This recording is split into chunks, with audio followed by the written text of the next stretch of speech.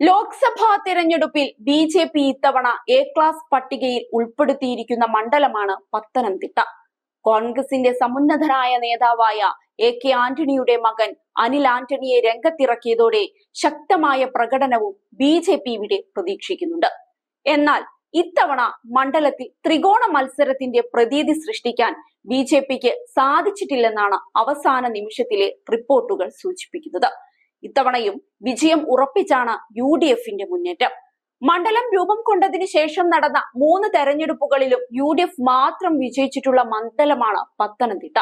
നിയമസഭാ തെരഞ്ഞെടുപ്പിൽ ഇടതിന് വൻ മേൽക്കൈ പത്തനംതിട്ട നൽകിയെങ്കിലും ലോക്സഭാ തെരഞ്ഞെടുപ്പിൽ തങ്ങളെ കൈവിടില്ലെന്നാണ് യു.ഡി.എഫിന്റെ പ്രതീക്ഷ. പരമ്പരാഗത യു.ഡി.എഫ് അനുകൂല മണ്ഡലം എന്നത് തന്നെയാണ് ആന്റോ ആന്റണിയെയും യു.ഡി.എഫിന്റെയും ഏറ്റവും അനുകൂലമായ ഘടകം. എസ്.ഡി.പി.ഐക്ക് നിർണായക സ്വാധീനമുള്ള മണ്ഡലം കൂടിയാണ് പത്തനംതിട്ട.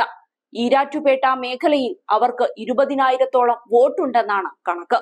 എസ്.ഡി.പി.ഐ ഇത്തവണ പരസ്യമായി തന്നെ യു.ഡി.എഫിന് പിന്തുണ പ്രഖ്യാപിക്കുകയും ചെയ്തിട്ടുണ്ട്. സമദൂര നിലപാടെന്ന് NSS പറയുന്നുണ്ടെങ്കിലും ഈശ്വര വിശ്വാസമുള്ളവരെയെ പിന്തുണയ്ക്കൂ എന്ന നിലപാടും യു.ഡി.എഫിന് അനുകൂലമാണ്. മറുവശത്ത് തോമസ് ഐസക്കിന്റെ വ്യക്തിബന്ധങ്ങൾ അടക്കം ഗുണകരമായി മാറുമെന്ന് LDF പ്രതീക്ഷിക്കുന്നുണ്ട്. 2019 NDAയിലേക്ക് പോയ വോട്ടുകളിൽ വലിയൊരു വിഹിതം ഇത്തവണ മറിയുമെന്നും ഇടതുപക്ഷം കണക്കുകൂട്ടുന്നു.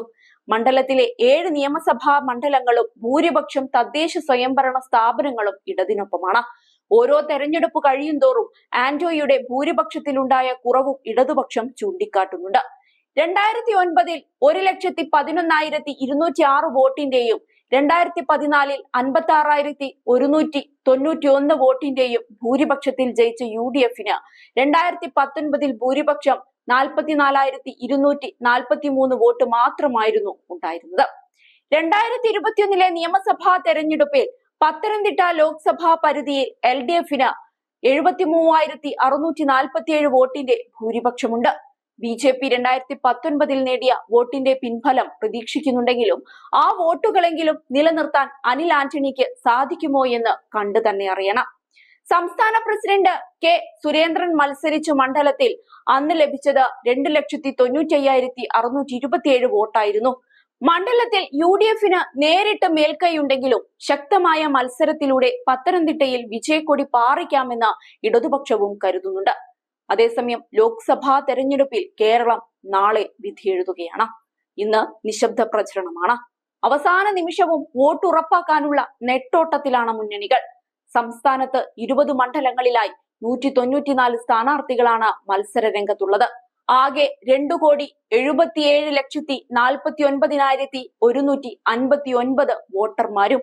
2019 ലോക്സഭാ തെരഞ്ഞെടുപ്പിൽ 77.67% സംസ്ഥാനത്ത് പോളിംഗ് രേഖപ്പെടുത്തിയത്. 2021 നിയമസഭാ തെരഞ്ഞെടുപ്പിൽ 74.06%. പോളിംഗ് ശതമാനം 80% കുറയാതിരിക്കുക എന്നതാണ് ഇത്തവണത്തെ ലക്ഷ്യമെന്ന് തെരഞ്ഞെടുപ്പ് കമ്മീഷൻ അറിയിച്ചിട്ടുണ്ട്. നാളെ രാവിലെ 7 മണി മുതൽ വൈകിട്ട് 6 വരെയാണ് വോട്ടെടുപ്പ്. സംഘർഷ സാധ്യത കണക്കിലെടുത്ത് തിരുവനന്തപുരം, പത്തനംതിട്ട, തൃശൂർ, കാസർഗോഡ് എന്നീ ജില്ലകളിൽ നിരോധനാജ്ഞ പ്രഖ്യാപിച്ചിട്ടുണ്ട്.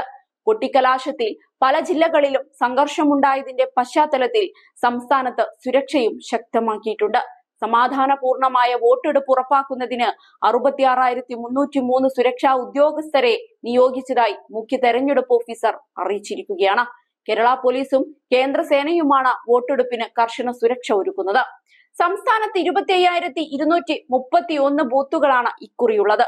13,272 സ്ഥലങ്ങളിലായി ഒരുക്കിയ ഈ ബൂത്തുകളുടെ സുഗമമായ നടത്തിപ്പിനും സുരക്ഷയ്ക്കുമായി കേന്ദ്ര തെരഞ്ഞെടുപ്പ് കമ്മീഷന്റെ നിർദ്ദേശങ്ങൾക്കനുസരിച്ചുള്ള പോലീസ് വിന്യാസമാണ് സംസ്ഥാനത്തൊട്ടാകെ ഏർപ്പെടുത്തിയിട്ടുള്ളത്.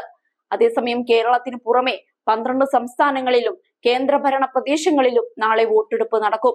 69 സീറ്റുകളിലാണ് തെരഞ്ഞെടുപ്പ്. അസം, ബീഹാർ, ഛത്തീസ്ഗഡ്, കർണാടക, മധ്യപ്രദേശ്, മഹാരാഷ്ട്ര, ഉത്തർപ്രദേശ്, രാജസ്ഥാൻ, പശ്ചിമ ബംഗാൾ എന്നിങ്ങനെയാണ് സീറ്റുകൾ.